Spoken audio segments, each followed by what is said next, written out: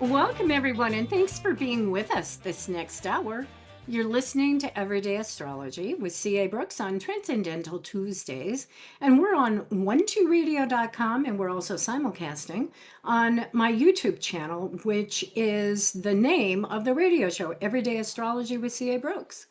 And hopefully we are changing the way that we look at, that we experience, and that we listen to the world just by being a little more aware and thinking, through a different lens or seeing through a different lens, hearing through something different. This is December 9th, 2025. We don't have too many more of those, right? 2025 is quickly wrapping up. And today on the show, my guest is the amazing Mo Abdelbaki, Vedic Astrologer and Tarot Master. And I don't know if we're going to talk about 2026 or not, but we're certainly going to get some of his thoughts on how we transition from 2025 to 2026 and what he's got planned. So we're going to do that in just a few minutes.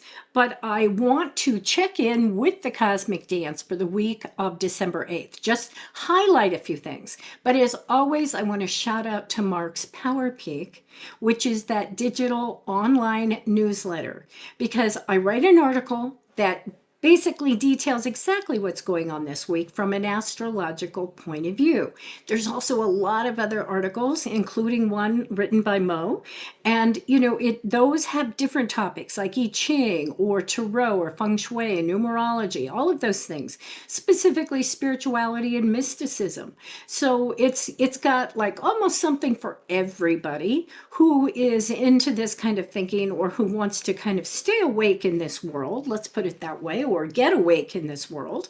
So I want you to check into that, because even though here again, today we are going to check in with what I would consider some of the highlights for this week, we're not going to go into a lot of detail. So what I want to bring your attention to is that Neptune is making a big splash this week. And the reason is this is the planet of dreams and illusions and imagination, but it looks to us like it's standing still in the sky. Now, of course, that's an optical illusion, but the reason it looks like it's sitting still is because it's making a transition from retrograde to direct motion. That's going to happen early Wednesday morning. Now, Neptune retrogrades annually. So, it does it for 4 or 5 months, but it's a big deal, especially when it starts coming out of that retrograde motion. And it's been doing that, by the way, since July, the first week of July. And it was sitting at 2 degrees of Aries. Now, this is particularly important because we have had those planets in 2025, and 2026 is going to be the culmination of it, of where planets were moving from one sign to another. And I'm talking about planets that don't change signs very often. Neptune is one of those signs, or one of those planets rather. So Neptune is sitting at 29 Pisces because it backed out of Aries and into Pisces. And it's just sitting at that critical degree, 29 Pisces. Well, now that it's going to be moving direct as of tomorrow, it will eventually re-enter Aries, and that's going to happen on January 26th, 2026.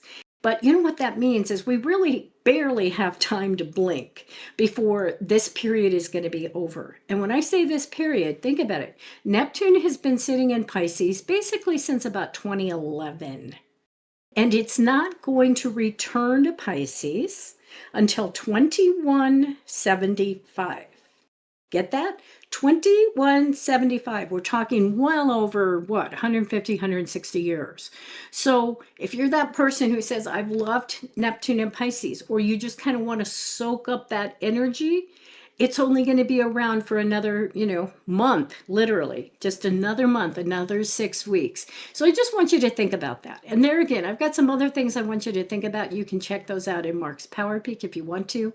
But I would also add that an interesting element to this Neptune situation is that Saturn, which is the planet of organization and discipline and authority, and I consider him to be the supreme planet of manifestation.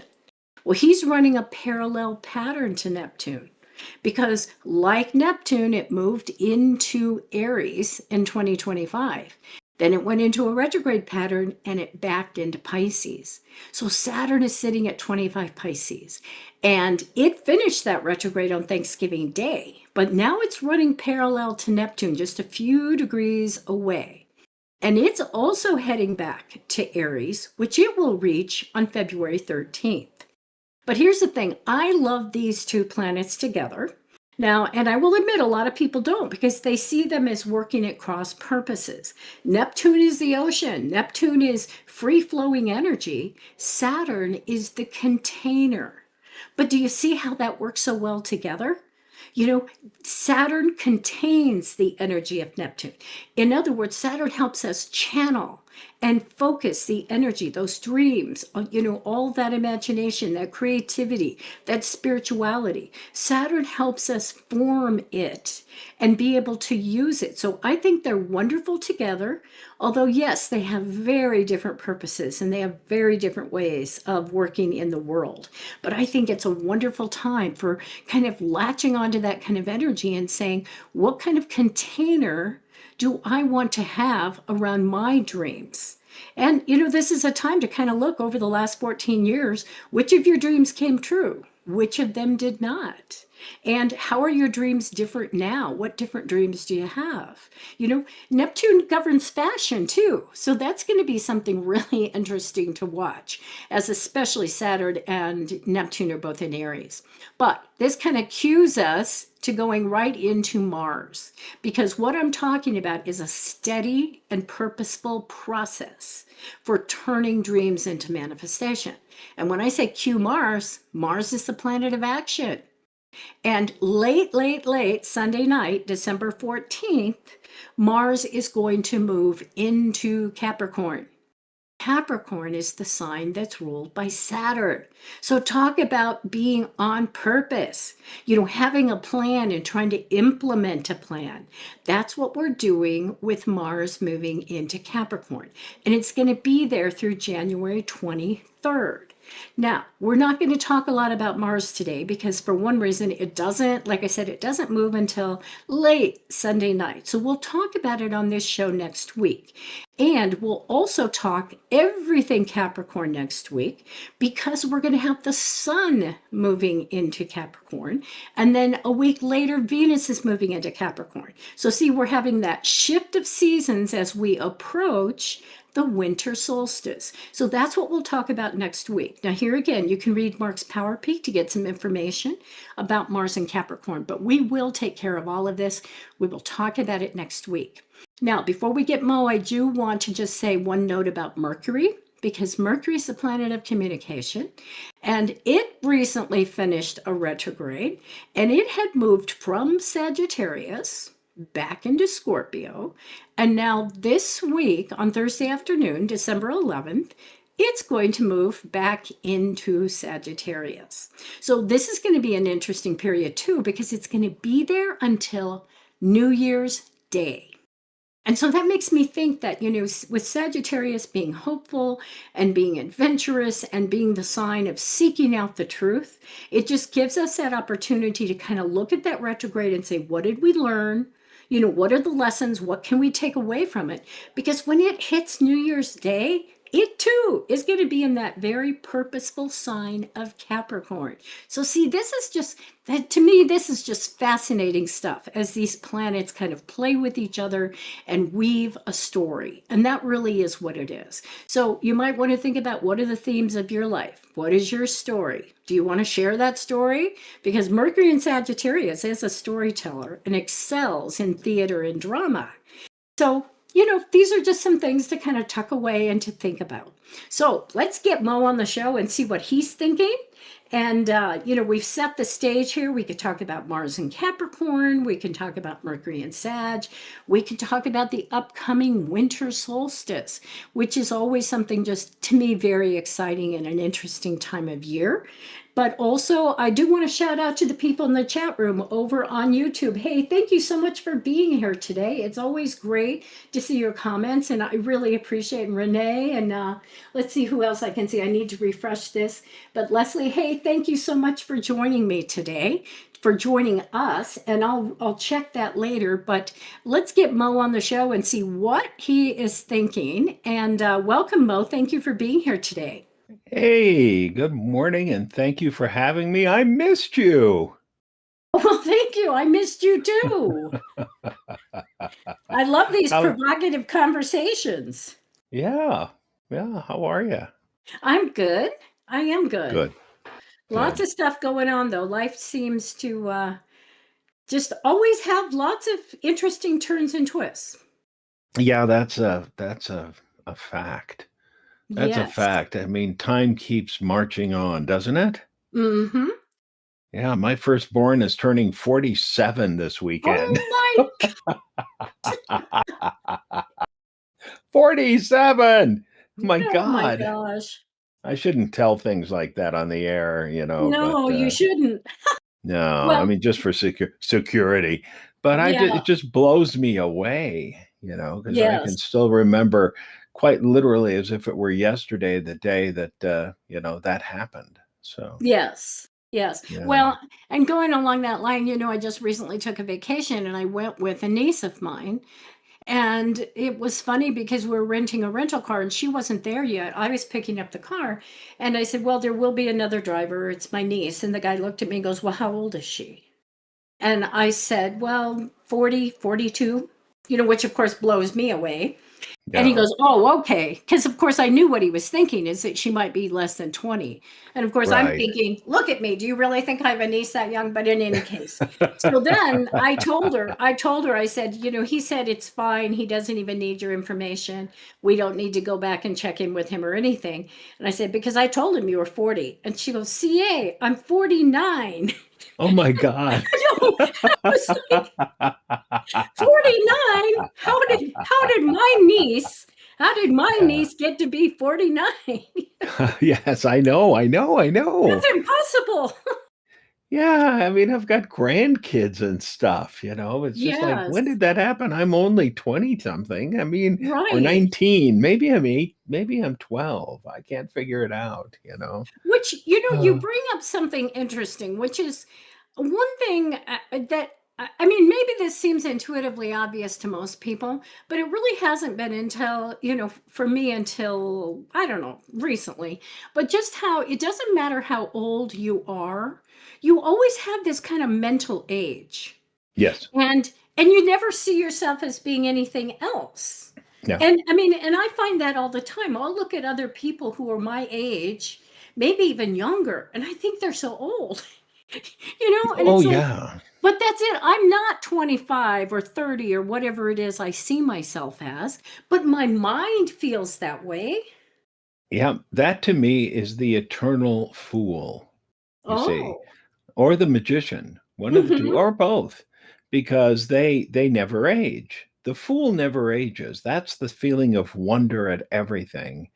And the magician is kind of the same way, the magus, because Hmm. they you are, I mean, you're constantly wanting to experiment with things and manipulate things. And I mean, it's just the wonder of things. That to me is the greatest gift that any of us can have, is this desire to create and to work with things. It's just one of those remarkable gifts that can be given us. Hmm. We in metaphysics are blessed because if we do it right, we're never bored. We're Right. always experimenting and picking away at things. And I just love that aspect of things. And that's part of that mental age, because do you know any of us who are truly in this who ever act old? We're all kids. No, no, Yeah. I think you're right. And that probably is a key factor.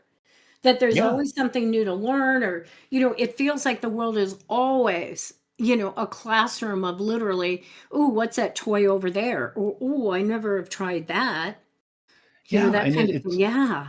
exactly. I mean, because when you were speaking about astrology, I'm thinking I translate astrology into tarot a lot of the time, Uh-huh. and because I'm actually doing a series on my thing on YouTube and on the radio about the astrology of tarot, and I did it last week. I'm going to do it this week as well.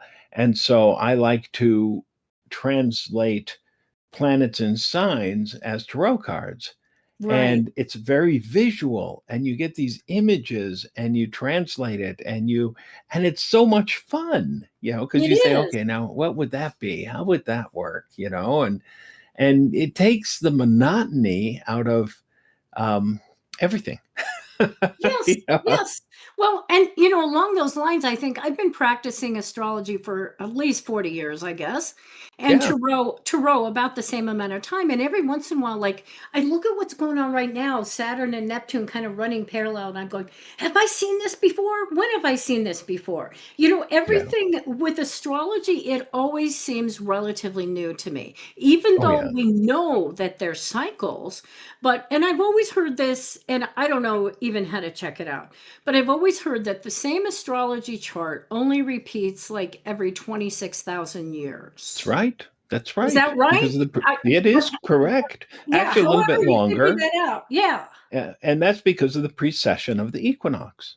Yeah. Period. End of story. And that's remarkable. I mean, Well, you it are is. so incredibly unique. I mean, I had a friend in college who was born on the same day as I was, but 12 hours apart. And we were literally as different as night and day. Hmm. Quite literally. I was born at night, he was born at day, but we were still fully invested in metaphysics.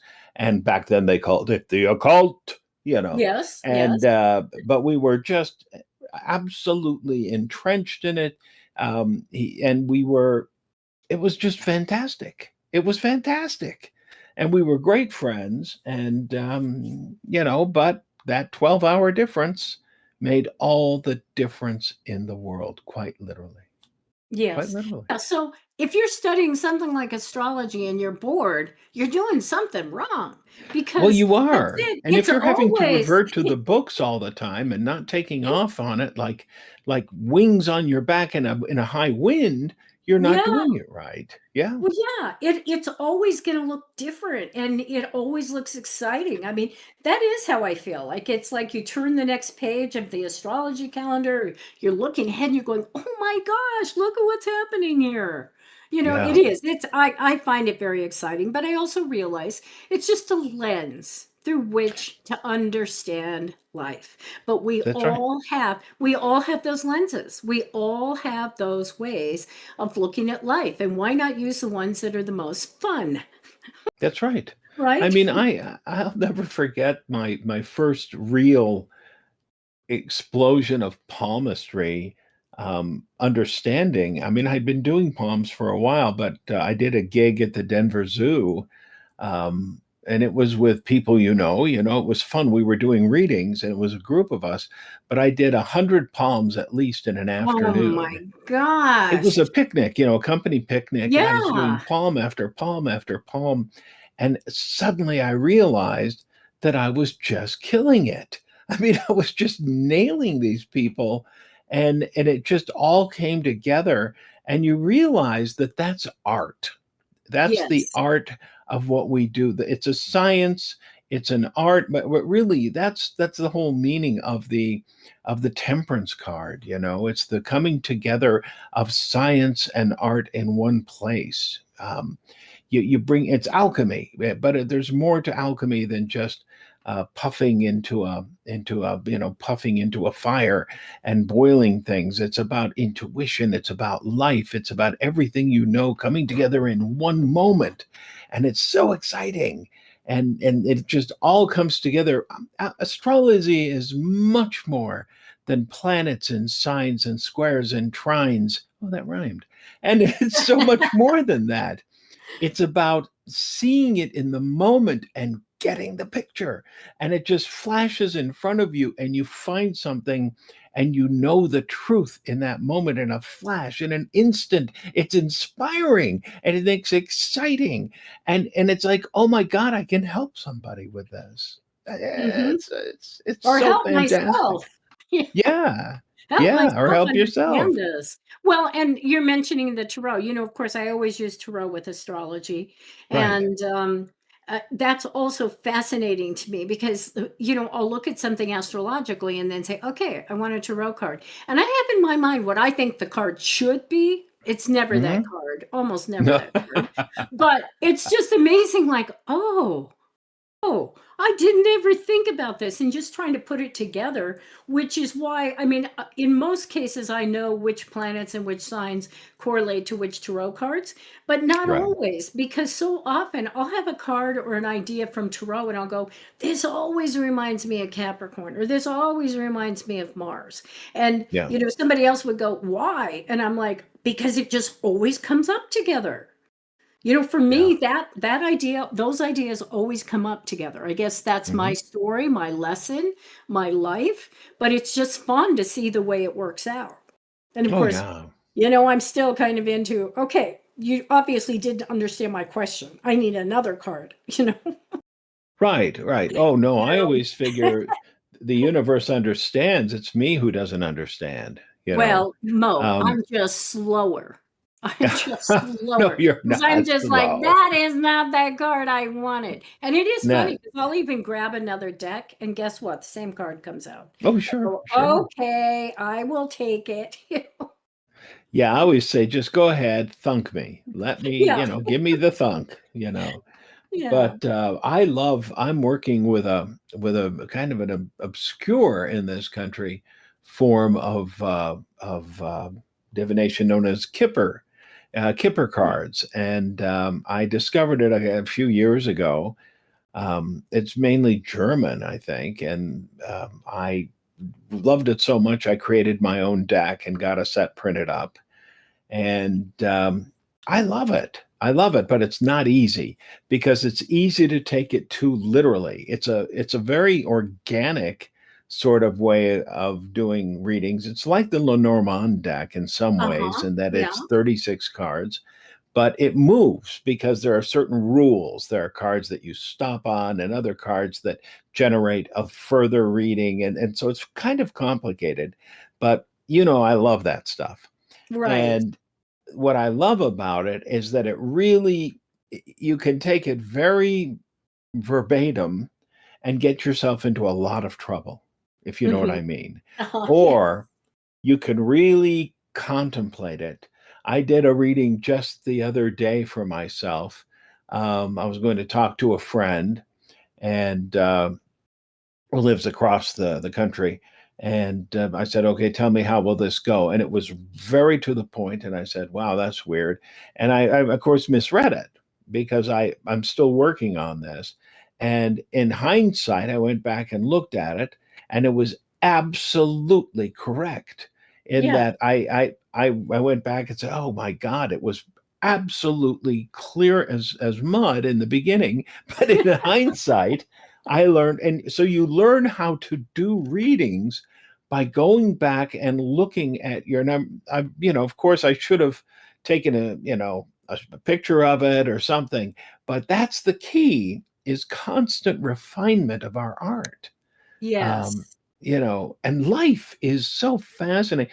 I learned something yesterday, and I'm going to write about it in the Power Peak because it Okay. excited me so much. I'm not going to talk about it though, Oh, because okay. I want to keep it boiling within me. But it's Okay. such Will a it be this tiny next piece of week? trivia. I got so excited about it. And my wife was like, "God, he is so weird." She doesn't get me, I don't think, at all. But that's okay. Who's supposed to? No one needs to. But it was such an amazing piece of trivia, and I have a new place that I want to visit so badly. It's quite a ways away, but someday, maybe if I live long enough, I'm gonna go there. It's a pilgrimage now, Mm, and I will write about it. But it's that's okay. what life is. Life is about new little things that you find. This is a wonderful ride we're on. I just love this. Ugh. Hmm. Well, and Anyway, also, I'd say as a reminder, it's also right in front of your face. yeah, That so often, I mean, we're just always going to be in the right place at the right time. Let me put it that way. Because to some extent, yes, we're always searching, searching, searching, but we don't really have to go very far. We just need to pay attention. What's in front of my face right now? What's Right. happening to me right now in this place, in this moment with these people? And I think how often I'm looking at the sky, I'm looking forward instead of just paying attention to where I am in this moment and trusting that my inner guide, that I'm right where I'm supposed to be, Right.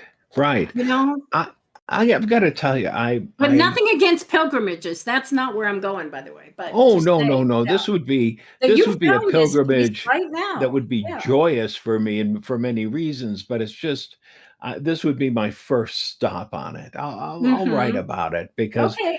it's just I'm so excited about this. I was just dumbfounded when when I found this little bit of trivia, and it was on Facebook. It just dropped it right into the middle of my world, and I just went, "You've got to be kidding me." Wow. Oh my God. And I was just overjoyed. Another thing that Facebook dropped into the middle of my world was an Aleister Crowley group. And Hmm. I thought, oh, and I looked at it and it started dropping all these Crowley type and Thelema, which is his order. And it didn't do a thing for me. And I'm going to tell you, and nothing against them, bless them. Yeah. But it, it was a bit, um, it's almost like they worship the guy. You know what I mean? Right. Mhm. And I don't really get it. Um, I mean, he's gone. Maybe they think he's energetically the guy who, I don't know. For me, it's more important. Like, for example, what good is tarot if you don't use it? Mhm. What good is a deck if you don't utilize it? And I don't know. To me it was just almost funereal. It's like a mausoleum. This, I mean, I nothing against it. I have not because I certainly have studied his life intensely, and certainly his cards for over 40 years. I studied his cards for 45 years and Mhm. his works and read almost every word he wrote that I know of, maybe not everything. But the point is that at a certain point you realize, okay, now what? Um, all this stuff that we do is about living. It's about the joy of life itself. And I think that there's a lot of emulation going on. I don't think that these people are meant to be worshipped. I think he would enjoy it for sure, Right, right. because he was that kind of guy. But I think that we have to embrace this life of ours daily and really have a good time. Mhm. I think that's vital. At least that's how I feel about it. I don't know. I mean, I keep losing friends, and they're not here, and I'm still here, and I no longer wonder why. I never have really said why me because I keep thinking, thank God I'm still here. I enjoy it. Mhm. Um, I'm babbling, but you get the gist, No, I no, think. you're not. But what I want to know is when do you think you're going to write that article? Oh, it's going to be in the Power Peak Yes, but this when? this week. This This week. week. Okay. All right. All This right. week. I'm not trying to be teasing, but I know that if I talk about it, I will sap its energy. Does that make Oh, sense? absolutely. I just wanted to know because I look forward to reading it. So it'll be in Mark's Power Peak this Saturday night. Okay, Yes. Yes. that's And what I wanted to know. it is so cool. I mean, Okay. I got this thing and I just stared at it and I said, I had to check it to see, is this true or is this another piece of internet garbage? Right. And when I Uh-huh. found out it was true, it made my day. I was just so happy that it was true because it encapsulates us, in my opinion. It certainly encapsulates me. Mhm. Um, I was just absolutely thrilled. I can't even tell you. I was Good. truly just, it was like, what am I seeing here? Um,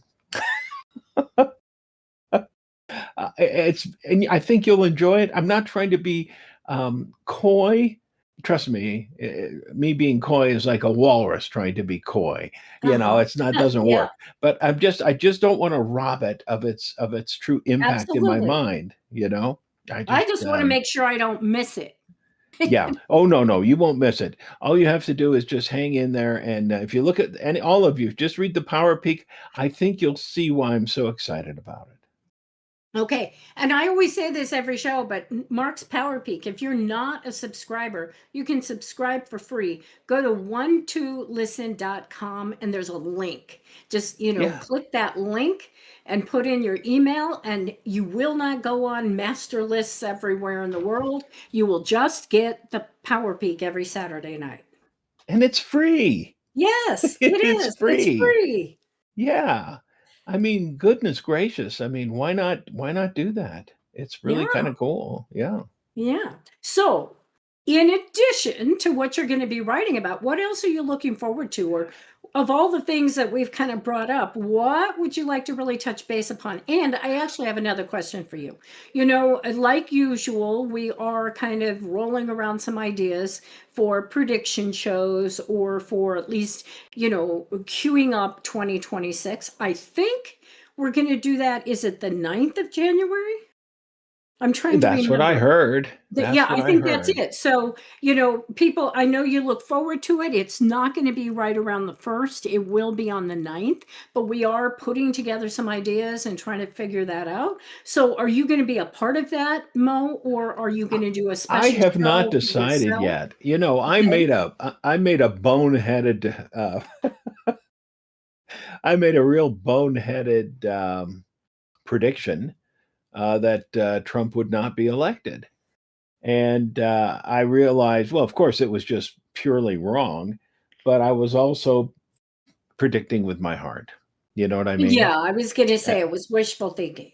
Wishful thinking. Well, and frankly, I also went by charts and I Mm-hmm. went by cards. Mm-hmm. And of course, I went with my hopes and dreams and my wishes and a few wishbones. And I went out and danced nude in my backyard. And Oh, okay. yeah, no, I didn't do that because I'd be, people would have died. They would have screamed and died. You'll save that for the winter solstice. I actually, yeah, but not nude. I mean, it's too cold. But I love the winter solstice, by the way. I love I it. know you do. I know you do. So Yeah, that's one reason I wanted to kind of, punch that in there. yeah. The four of discs is the winter solstice. The So four of discs. yes, yeah, Oh, power. that's funny. Yep. Yeah, it's the sun in Capricorn. So Ooh, nice. yeah, so all you Toro nuts, there it is. Yeah, I just love it. Anyway, so I don't know. I might. I have some thoughts on that, but because I did some readings after that, and I'm no, shut up, Mo, don't talk. So anyway, um, but well, think about it. I Yeah. don't know, because I've done them in the past, and I've enjoyed it, and I wasn't upset by my being incorrect on that particular one because it was a very close race, regardless of what Mm-hmm. other people say, including him. Mm-hmm. It was an Mm-hmm. extremely close race, um, but it was a consequential one, and maybe shut up, Mo. Shut up, Mo. I've promised Well, I but would not. once again, and I always say to people, and for the most part, I think this is very true. I don't use astrology to predict outcomes. I use it to predict the weather report. Yeah, I And get quite you. honestly, that's it. Like Saturn and Neptune, I know I could be in a room of astrologers And most of them would say, what a wet blanket. That's a terrible combination, putting Saturn and Neptune together. Nobody likes that. That's a big fight. Who wants it? But I love that combination because I can see what the potentials are of bringing those two very, very different energies in the Western astrology system. Because I know in Vedic, you don't use Neptune, but bringing those two energies together is magic. It's power. Yeah. Oh, of And course it is. but I can tell you, you pull that out of almost any astrology book, and they're going to tell you what a bad combination it is. And it's like, sorry, but and I true confessions, I was born with those two planets next door to each other. Ah, So ah. I can't, So I you mean, know them. You well, know how it yes, works. I know them, and I also know, yeah, I can say, oh yeah, nothing ever happens the way it's supposed to. They're always fighting and blah blah blah blah blah. But it's like, yeah, what kind, one more excuse after another. No, there's power in that combination. All you have to do is kind of wake up and give each one its due. Allow the two of them to offer what they can to each other. Well, we can look at, I mean, I really rebel against the malefic energy thought of mind, Oh yeah, state of mind. yeah. And so instead, so let's turn those into tarot cards for a second Yep. and see Okay, how that that sounds works. good. So what we can do is stretch Neptune into the Hanged Man, right? Mhm. Because the Hanged Man rules water, and so by extension, we say that Neptune is the Hanged Man. Makes sense, right? Mhm. And the Earth is Saturn, rules the world card or the universe card, depending on how you want to look at it. Mhm. So we have these two cards together, the end and the beginning of something, and the hangman. And the hangman is really, if you really want to investigate what the hangman represents, it represents birth, because the hangman represents, in esoteric systems, the concept of a child in utero hanging Right. upside Hanging down. upside down, right. Right. So the end of something, the beginning of something, a child in utero, it's a time of birth, Mhm. rebirth, new birth, something happening, and hopefully something very, very good. Now, you said this is all happening in Pisces, right? Mhm. And the But Piscean then myth, it will be happening in Aries because the it will two be will happening in also Aries. move. Well, They'll move so together into Aries. it's in utero in Pisces for a while, right? Mhm. Mhm. Okay. And then it will come into Aries. And Aries is the emperor. So, huh, that's interesting, is it not? So Yes, very. it's in this watery sign, which Pisces is the moon in Tarot. Mhm. And so we say, well, that's fascinating. The moon is this mystical place where there is only one real path between these two towers. And those two towers represent what? Do you know this one? Well, This is not a pop quiz. That's just an actual question. and are you saying the astrology or the tarot card, or are you talking about the The mythology of tarot the card, universe? the tarot card. Oh, it's Those the two towers, priestess. Isn't it the those two priestess? towers represent knees, you see. And so what the two Ah, towers represent are knees, and the path between represents then uh, the concept of birth as right, well. right. Yeah. So it represents this, and the tincture of blood.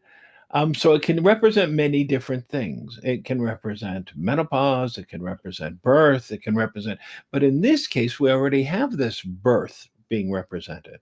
Mhm. And so it's happening in the Piscean realm. So we have Pisces, we have this idea of the birth happening, beginning there, and birth happening and coming out into Aries, which is the realm of the emperor. So, what are we seeing? We're seeing the possibility of something changing. Mhm. And Maybe, the emperor on a personal level structuring your life, but structuring yes, very your much so. universe. Not Right. letting it just be whatever it is, but you be the organizer. You be the person, the master with the rules or how you think you ought to channel energy in your life. What I see with the Piscean energy is that there's only one path out. There's only one path through this night, and you have to Mhm. take it. You have no choice. It's like a ride in a haunted house, or a ride in a Disney World thing. I mean, you're on the ride. You can't get out. But the minute you try and I was on a Disney World ride once, or Disneyland ride, and someone tried to get out, and immediately someone said, get back in the ride." And it was Yeah. dark, someone is watching you. Yeah. And that's what I always think of when I think of the Piscean energy. You can't do in my card. There's only one ride. You know, there's Yeah. only one path, and it's between these two pillars. And so all you can do is buckle up, and Right. it takes you into the Emperor energy, which is should be noble and Mhm. just. Mhm. Um, that's the whole point. The Egyptian kings were, we have a tendency to view the old concept of the emperors as despots. They were not. There could be some that were, yes, but their whole Mhm. concept was one of these guys. If they didn't do what was supposed to be done, they were offed. They were Yeah. ousted. They were fertilizer. um, in Egypt, they had a thing called the Hebsed Festival, which was supposedly every 7 years, and these guys had to prove that they could run this arduous course, and they could, But King Zolcer, who built the Step Pyramid, um, it was built for him. He wasn't out there himself toting logs and not logs, but stones. But he was so beloved that in his last Hebsed festival, they carried him on their shoulders, and they did it for him because he was so beloved. But the whole point is that it was, if you had a flood, or didn't have a flood in Egypt, and there was famine and there was this or that, they said it's the king, because he is not interacting with the universe properly. And so we are being given signs that this guy is not the right guy. So it was very important for any person in power to interact with the universe. And if that person did that properly, everything was Jake, you know? Mhm. Mhm. Everything was perfect. And you loved that guy. And that guy did everything in his or her power to make sure that every person was well cared for, because that was all their job was. And you know who the Right. most important person in the entire kingdom was? The No. farmer. The farmer. Oh, yeah. Oh, yeah, that makes sense. They were the most important people in the entire nation, those who fed everybody. Right. They made fun of him, maybe, I don't know, but they were the people who were really loved Yeah, because and the they fed foundation of everybody. everything. Yeah. Yeah. So things have changed. This was true for for thousands of years. We don't know how Mhm. much more before we got history. History kind of messed things up, but uh, and look at us today. Look at us today. Yeah. Things have changed. Yeah. Now the people who are in charge are the kings, you know, and things are not right. And the farmers who feed us all are taxed to death. Anyway, Mhm. shut up, Yeah, mom. that's an interesting well, but you know what? That's it. I mean, life moves in cycles, and we go from one extreme to another. And unfortunately, I think we don't learn lessons very well, because if we did, we'd quit running to those extremes. But that's it. Those are natural cycles, and maybe it just takes every generation figuring out some of those things on their own. That whole Yeah. concept. Often, you don't teach somebody; they have to. I mean, you give them the opportunity to learn it. Right. And Right. many things we've got to learn them on our own, just like, you're talking about with these cards and the way things manifest. And this is only a slight aside, and I'm not going to take away some great lesson from it, but I think it's funny. We have been under the influence of a grand trine in the water signs because in the Yeah. Western system, there's all these planets in water, and they're pretty powerful because it is Saturn and Neptune and Mercury and Jupiter. They're all trine in water signs. Well, this past week, it's kind of a weird thing. I had both the people on either side of me moved like 2 weeks ago, which is very Hmm. sad for me because this has been a very stable neighborhood, but it's just the way it worked out, you know? And so I've got two empty houses on either side of me. And one of them was purchased, and that person is doing a renovation. And the whole time I've lived here, almost 5 years, the house behind me has always been empty because the Yeah. people that own it moved into a nursing home, and apparently they never wanted to sell it, hoping they'd come back. So Wow. nobody has ever lived in that house. So, number one, I'm kind of sitting here going, this is really interesting because the two houses beside me are empty. The house behind me is empty. And the house in front of me, actually, those people only are here like a few weeks a year, but they come like maybe once every 2 months or so. And I really like them. So that house doesn't feel empty to me, even though in many ways it is. But here's what's funny. All of a sudden, one night I'm out in the yard and I see water coming under the fence.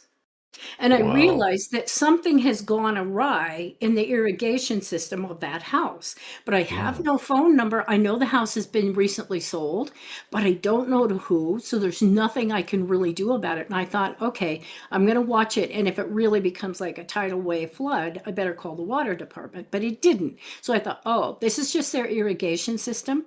It's trying to water, but it went awry. So I have a very, very, very wet yard on that side.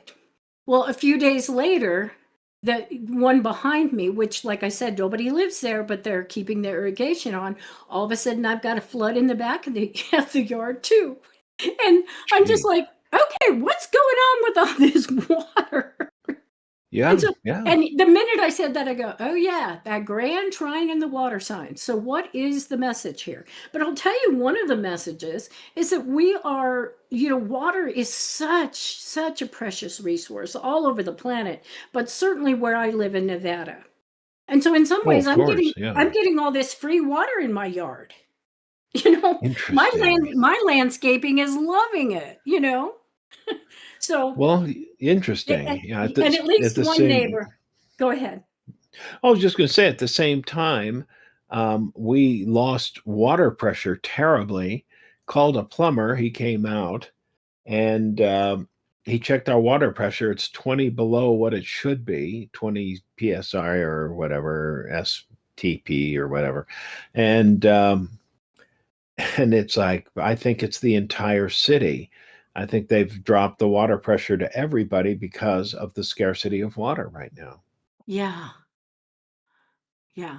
So I guess here's the message. Like I said, I have no great insight, but the message is, yeah, sometimes those planets, they don't cause it, but we will see repercussions in our lives. Just like I'm seeing this abundance of water in my life and, and just different things going on with water. So we can at least just stop and say, how, is there a lesson here? Is there something I need to know? Is there something to just pay attention to? That's all.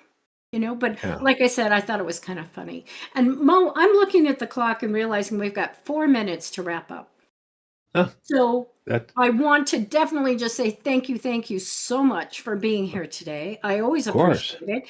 And what are your parting words for at least this show in 2025? Because I know you'll have a lot of interesting stuff going on your own show, which is on Wednesday afternoons. So people Right. can tune into that. And also, maybe you will do a prediction show or at least be part of the insight into 2026. But what would you like to leave this show with?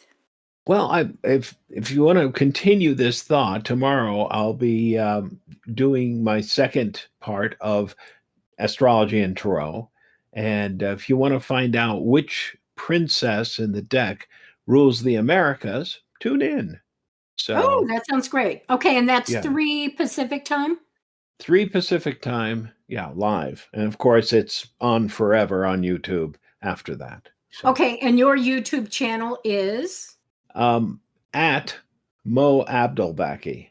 Okay. So It's an easy spell. I'm kidding. It's not that easy, but you can find it. It's Abdelbaki, and Right. just the word Mo, M-O, at the beginning of that. So, Okay. Well, a lot of people that listen to this show, I think they're familiar with your name. And by the way, yes. And I his see a name, lot of people in there. And thank you for those who come in live. It's so fun to have a full chat room. It yes. really is. Yeah. Yeah, so thank you so much. So, all right, well, everybody tune in to Mo tomorrow. And schedule wise, looking forward, I will be here next week and we will be talking about Capricorn because, like I said, we're going to, and actually next week we also have a new moon at 28 Sagittarius, but we've got that sun moving into Capricorn on Sunday morning. So, there again, that's a ways away, but we'll be talking about it next week. And then the following week, Venus moves into Capricorn. So, everything Capricorn. So, if you are a Capricorn or that's a sign you really like to hear about or think about it, we are going to explore it and go deep with that next week. And then I'll give you the full schedule, next week, what we're going to do. And maybe I'll have some more information about that prediction show for you. So, everybody, thank you for joining me. Everybody in the chat room, Serena, thank you for being our producer today. And also, I want to encourage everybody to stay tuned because up next is Empowerment with Kelly Whetstone.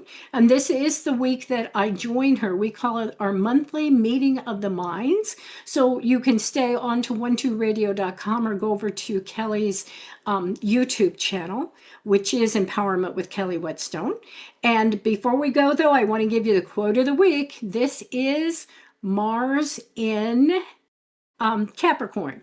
And this is Jane Austen. And not only did she have Mars in Capricorn, she had it conjunct, meaning sitting right next door to Pluto, which is a very, very powerful kind of energy. She's got really interesting Mars energy in her chart. This is actually a quote from Pride and Prejudice.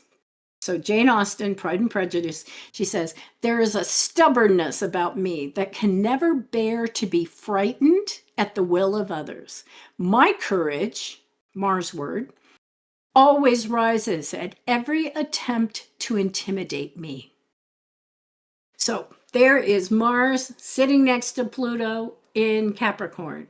All right, well, this is CA signing out. You can find me for personal sessions on 12listen.com. Please feel free to request a scheduled call at a time that's good for you. And as a reminder, you have been listening to Everyday Astrology with my guest, Mo Abdelbaki, on 12 Radio and also on YouTube channel, with the show's name. So, this is where we are joining with you to change the way we listen to the world. Thanks for being here, everybody.